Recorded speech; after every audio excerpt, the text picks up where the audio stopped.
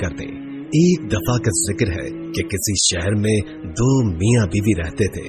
वो निहायत मोहताज और गरीब थे, लेकिन निहायत दीनदार और साबिर और शाकिर थे। हर हाल में अल्लाह का शुक्र अदा करते और अल्लाह की दी गई नेमत पर चाहे जैसी मर्जी हो उस पर शुक्र अदा करते। इस तरह एक मर्तबा एक ऐसा मौका आया कि घर में कुछ भी खाने को न था, तो खावंद ने अपनी बीवी से कहा कि 3 दिन से हमारे घर चूल्हा नहीं जला और हमारे पास खाने का कोई इंतजाम नहीं। ऐसा न हो कि हमारे हमसायों को हमारा ये हाल जानकर मलाल हो और हम इनकी नजरों में हकीर मालूम हो। लिहाजा तुम तंदूर में आग जलाए रखो ताकि हमसायों की ये बदगुमानी दूर ही रहे। ये सुनकर उस शख्स की नेक सीरत बीवी ने ऐसा ही किया। उसने तंदूर में आग जला दी और वापस आकर अपने शौहर के पास बैठ गई। तंदूर से धुआं उठता देखकर पड़ोसन आग लेने आ गई और क्या देखती है कि सारा तंदूर रोटियों से भरा हुआ है।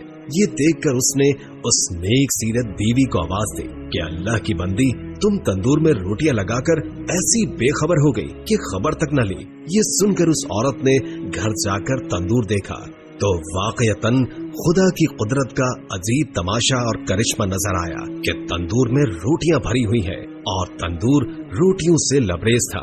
उसने उसमें से रोटियां निकालकर शौहर के सामने लाकर रखा और वो खुद हैरत में डूबी हुई थी कि ये क्या माजरा हो गया।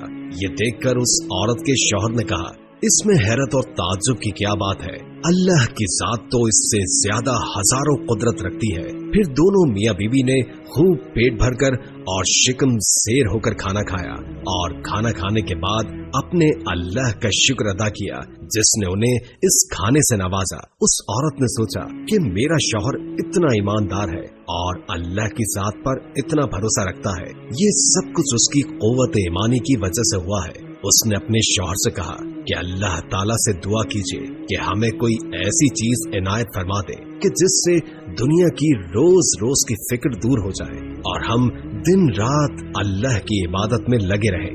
शौहर ने अपनी बीवी से कहा कि वो हमारे हर हाल से वाकिफ है और जो अल्लाह ताला के नजदीक बेहतर होता है वो वही करता है।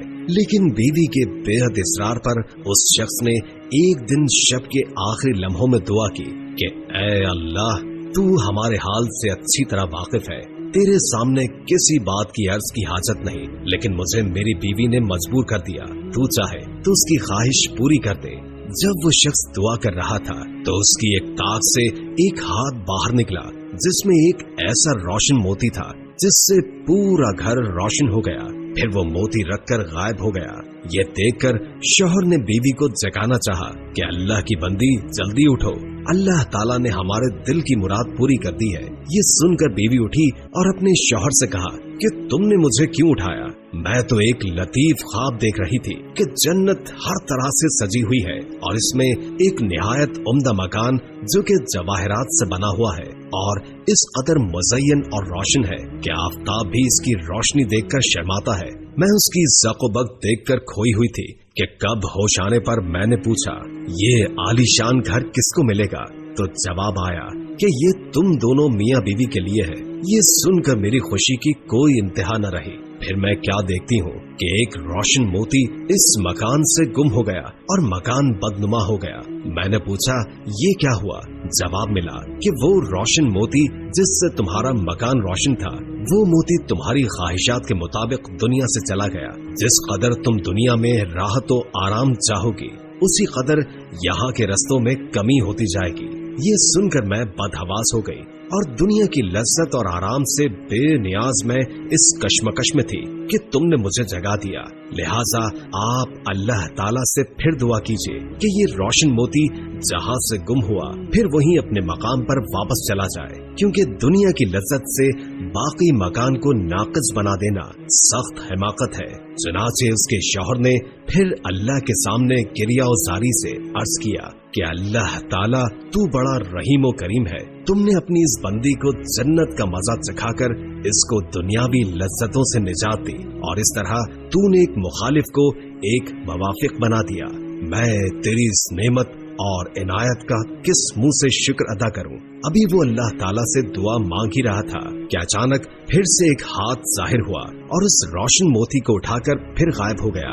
नाज़रीन, हमें इस कहानी से ये सबक मिलता है कि अल्लाह ताला अपने शुक्रगुजार बंदों को उसकी शुक्रगुजारी का फल जरूर अता करता है। हमें चाहिए कि हम इस दुनियावी लालच के बजाय अपनी आखिरत की जिंदगी के लिए दुआ करें कि अल्लाह हमारी लाफानी दुनिया और जिंदगी को बेहतर और रोशन करे। ये दुनिया एक धोखा है और आखिरत की जिंदगी ही हमेशा कायम रहने वाली है।